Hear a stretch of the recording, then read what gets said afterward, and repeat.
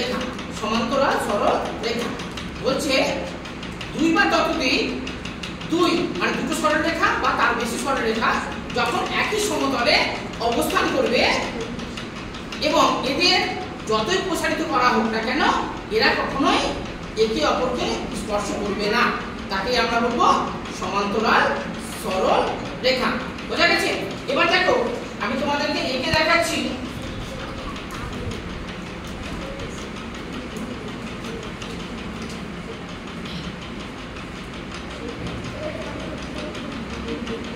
এটা একটা সরল রেখা, তাই না? এবার আরেকটা সরল রেখা অঙ্কন করি।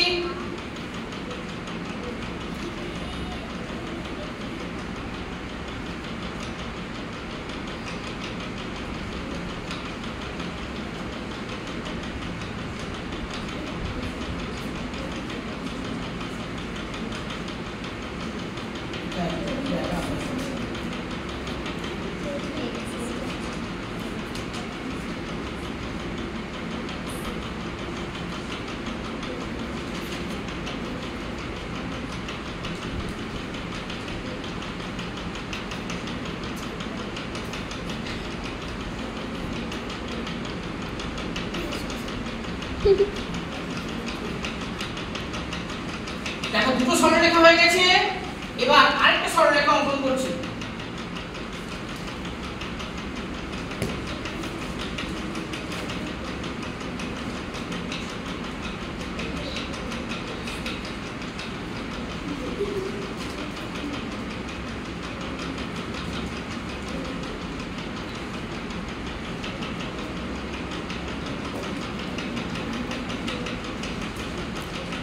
সরলরেখা হয়ে গেছে, এবার সরলরেখার নাম দিয়ে দিই। এবি একটা সরলরেখা, সিডি একটা সরলরেখা, এফ এটা হচ্ছে একটা সরলরেখা। সমান্তরাল সরলরেখা আমরা কাকে বলবো? দুই বা ততোধিক, অর্থাৎ দুটো সরলরেখা দিয়েছিলাম, এখানে তিনটে সরলরেখা আছে, দুই এর বেশি।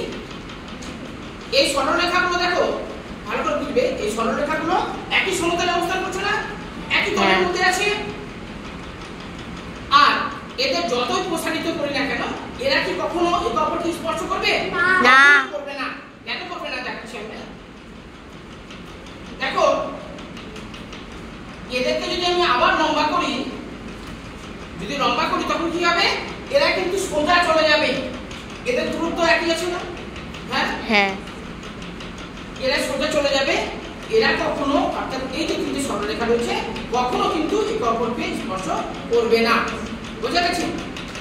বা এদের কখনো ছেদ বিন্দু তৈরি হবে না। বোঝা গেছে? আমি আবার বলছি, দুই বা ততোধিক সরলরেখা যখন একই সমতলে অবস্থান করে এবং এদের যতই প্রসারিত করা হোক না কেন এরা কখনো একে অপরকে স্পর্শ করে না বা ছেদ বিন্দু তৈরি করে না, এদের বলবো আমরা বা একেই আমরা বলবো সমান্তরাল সরল রেখা। দেখো আরেকটা দেখাচ্ছি, বলবে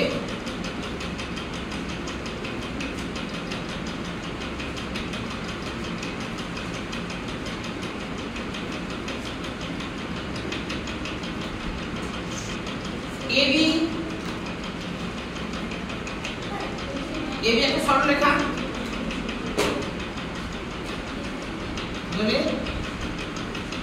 নাম হচ্ছে, ঠিক আছে, নামটাকে একটু চেঞ্জ করে দিচ্ছি। পি কিউ হচ্ছে বিকিউ একটা সরলরেখা,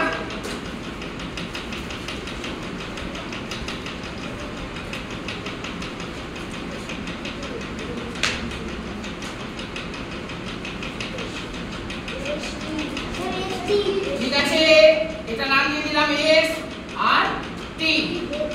দেখো এটা কি সমান্তরাল সরলরেখার উদাহরণ হতে পারে? এটা সমান্তরাল সরলরেখার উদাহরণ হতে পারে না, এটা কিন্তু হবে না। কেন হবে না?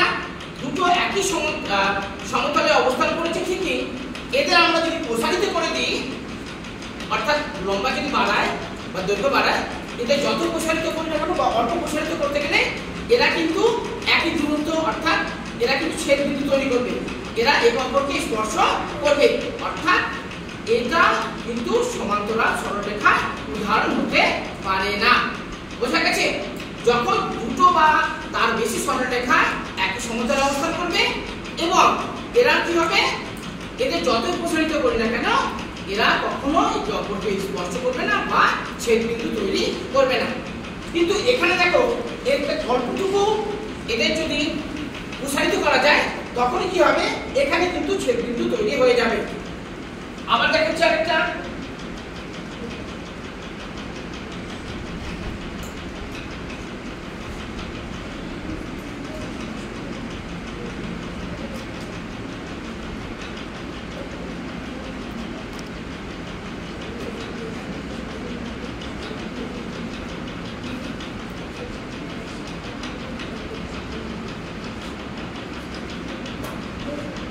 এটার নাম দিলাম এম এন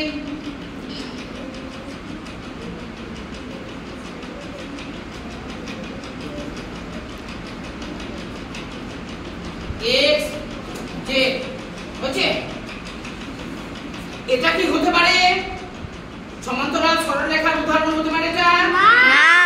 কেন হবে না? কারণ সরলরেখায় একে হ্যাঁ, এটা ছেদ বিন্দু তৈরি করেছে। দেখো এখানে স্পর্শ হয়ে গেছে না, বা ছেদ বিন্দু তৈরি হয়েছে। এটাকে কিন্তু আমরা কখনোই সমান্তরাল সরলরেখা হিসাবে চিহ্নিত করতে পারি না। কিন্তু এই যে এটা রয়েছে এটা কিন্তু আমাদের সমান্তরাল সরল রেখা। কেন? এরা একই সমতলে অবস্থান করেছে আর এদের যদি যতই আমরা দীর্ঘ করি না কেন এরা কখনো একে অপরকে স্পর্শ করবে না বা ছেদ বিন্দু তৈরি করবে না। এই জন্যই এদের আমরা সমান্তরাল সরলরেখা হিসাবে চিহ্নিত করতে পারি। বোঝা গেছে?